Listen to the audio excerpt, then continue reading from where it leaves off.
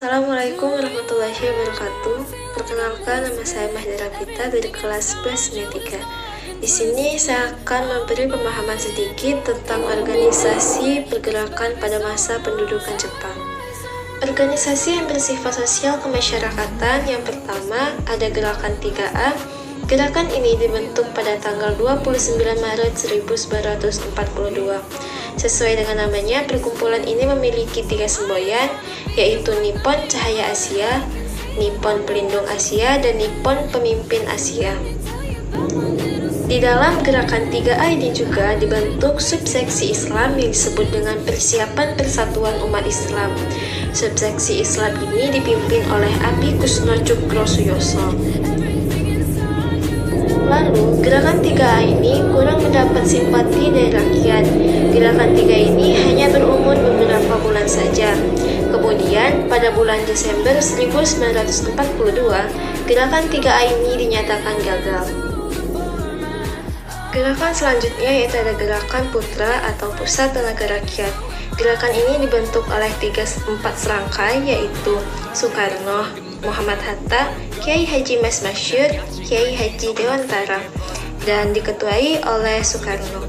Tujuan dari Putra ini adalah untuk membangun dan menghidupkan kembali segala sesuatu yang telah dihancurkan oleh Belanda.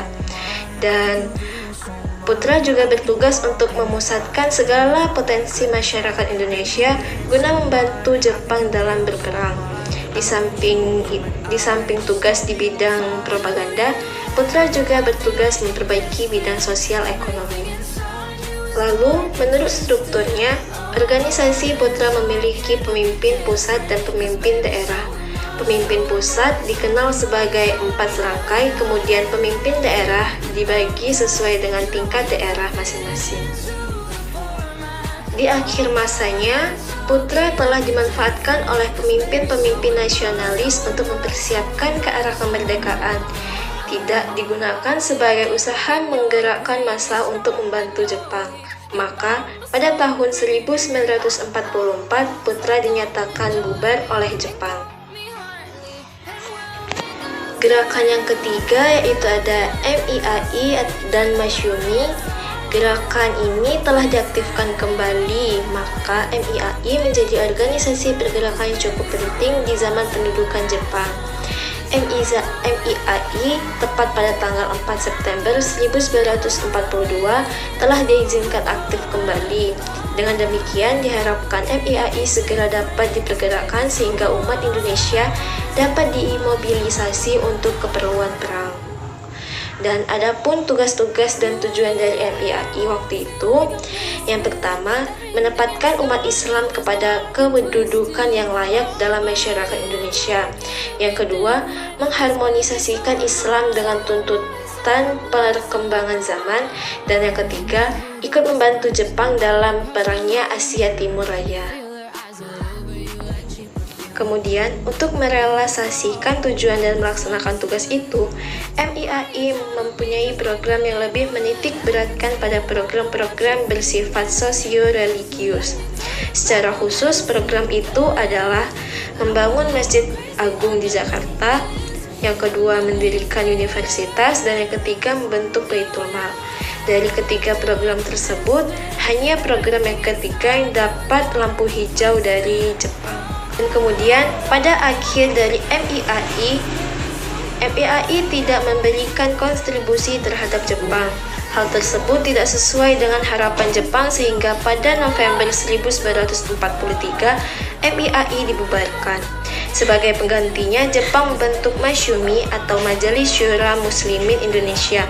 Harapan dari pembentukan majelis ini adalah agar Jepang dapat mengumpulkan dana dan dapat menggerakkan umat-umat Islam untuk menopang kegiatan Perang Asia Timur Raya.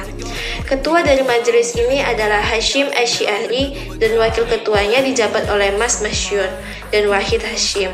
Orang yang diangkat menjadi penasihat dalam majelis ini adalah Ki Agus Hadikusumo dan Abdul Wahab. Organisasi yang selanjutnya yaitu adalah Jawa Hokai. Jawa Hokai adalah himpunan kebaktian Jawa yang dibentuk oleh Panglima Tentara ke-16 Jenderal Kumaikichi Harada yang membentuk organisasi ini. Dan untuk menghadapi situasi perang tersebut membutuhkan persatuan dan semangat segenap bangsa baik lahir maupun batin. Rakyat diharapkan memberikan dharma baktinya terhadap pemerintah demi kemenangan perang. Kebaktian yang dimaksud yaitu memuat 3 hal. Yang pertama, mengorbankan diri. Yang kedua, mempertebal persaudaraan. Dan yang ketiga, melaksanakan sesuatu tindakan dengan bukti. Adapun program-program kegiatan Jawa Hokai antara lain sebagai berikut. Yang pertama, melaksanakan segala tindakan dengan nyata dan ikhlas demi pemerintah Jepang. Yang kedua, memimpin rakyat untuk mengembangkan tenaga berdasarkan semangat persaudaraan. Yang ketiga, memperkokoh pembelaan tanah air. Jawa Hokai adalah organisasi pusat yang anggota-anggotanya terdiri atas berbagai macam-macam Hokai atau himpunan kebaktian yang sesuai dengan profesinya masing-masing. Hanya sekian yang dapat saya sampaikan. Apabila ada salah kata, saya mohon maaf. Saya akhiri. Assalamualaikum warahmatullahi wabarakatuh.